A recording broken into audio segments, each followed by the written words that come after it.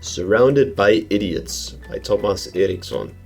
The 4 types of human behavior, or how to understand those who cannot be understood. The entire book revolves around the DISC assessment tool. The purpose of the DISC assessment is to categorize people's behavior in one of 4 categories. The method used to put people's behavior into categories is by using this coordinate system. Here on the coordinate system, the horizontal axis tells if a person is introverted or extroverted. The vertical axis tells if a person is oriented towards tasks and goals or people and emotions. Together, these 2 axes creates 4 different personality archetypes. These archetypes, dominance, inducement, submission, and compliance, creates the acronym DISC. These personality types are also referred to as red, yellow, green, and blue. Now let's bring it a level down and examine each type separately. First, as always, D, the dominant, also known as the fiery red. These people are extroverted and focused on tasks. For red people, it's all about speed and getting stuff done. These are people with purpose, strong will, and determination. As red people are not so focused on people's emotions, they can come across as aggressive and ill-tempered. If a red person doesn't agree with you, he will let you know. Much like his verbal language, his body language is outgoing, extroverted, and direct. I believe Gordon Ramsay might be the most extreme example of red behavior. It's clear to see he's the loudest person in the kitchen. It's also clear that he cares more about making good food on time rather than not hurting anyone's feelings. Red types are excellent at drawing a line in the sand. They also have the critical perspective and the passion to make things better. If you drive a car with a red person sitting next to you and the traffic light goes green, he might tell you it's green before you have a chance to hit the speeder. Because red people get things done so quickly and reach decisions so quickly, they are often found in roles as managers.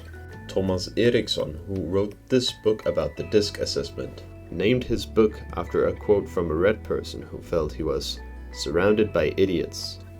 Next up, the sunshine yellow. The yellow person is spontaneous, merry, sociable, enthusiastic, talkative, persuasive, and positive.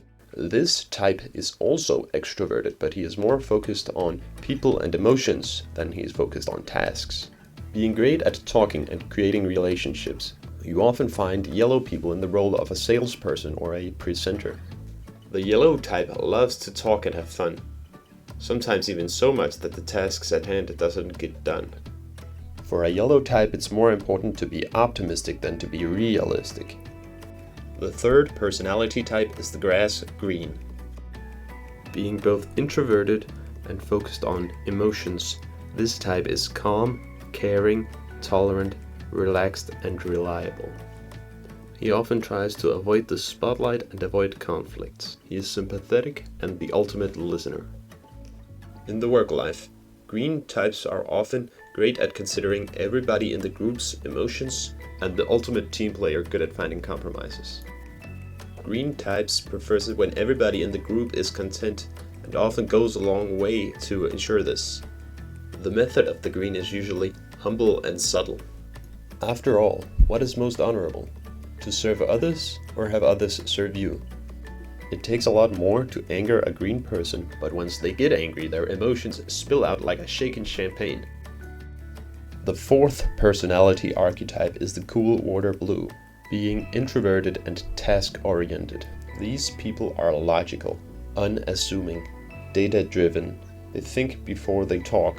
They enjoy systematic thinking and compliance.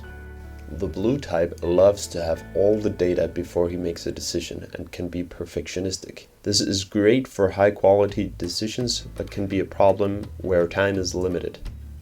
In the work life, blue people are great in sciences that requires a lot of logical thinking, quality departments, compliance, and a lot of specialist functions. The blue type doesn't mind spending more time to get an exact answer. Being very detail-oriented, blue people are great at finding inconsistencies. As opposed to the yellow person, the blue person focuses more on being realistic than optimistic. For this reason, some blue people are perceived as being negative. Being both introverted and not so focused on people, blue person is the one with the least body language. Some blue people might even argue that their body is just a tool to transport the head. The blue type is very good at gathering and remembering all the facts, but in group discussions they can sometimes feel overheard because of their introverted and less social behavior. So these are the 4 main behavior archetypes. One should keep in mind that these energies might be overused and will likely be perceived negatively if done so. The red type might be perceived as controlling, aggressive, and intolerant. The yellow might come across as frantic, attention-seeking, and flamboyant. The green might come across as stubborn and passive, while the blue might come across as cold and indecisive. The theory suggests that types that are polar opposites of each other have a larger tendency not to get along so well. For example, the blue type is more likely to think negatively of the yellow type and vice versa. Also, the red type is more likely to think negatively of the green type and vice versa. I believe this to go very well in line with what Carl Gustav Jung said in his famous quote: "Everything that irritates us about others can lead to an understanding of ourselves." I've really enjoyed perceiving people through this disc perspective. However, it's worth mentioning, some psychology professionals view this theory as pseudoscientific BS. An advantage of the DISC assessment compared to other personality assessment tools is that it's easier and simpler to use, and thus better suited for on-the-go personality snap judgments. Obviously, no person fits into one single box. Everybody exercises some degree of each of these 4 behavior types. However, most people have behavior that tends to lean in a certain direction. We should of course remember that our behavior will change depending on the company around us and depending on the role that we are expected to fill in a given situation. Personally, I believe that this is a very good book overall. I found the book as an easy read with a lot of funny anecdotes. I can especially recommend this book if you like to improve your social awareness, reduce conflicts in your everyday life, improve your self-awareness, and getting quicker at recognizing people's behavioral patterns. If you enjoyed this topic and you would like to know more, I suggest you take a look at Scott Schwafel's TED Talk. Or you can take a free online test to see which type of behavior resembles your behavior the most.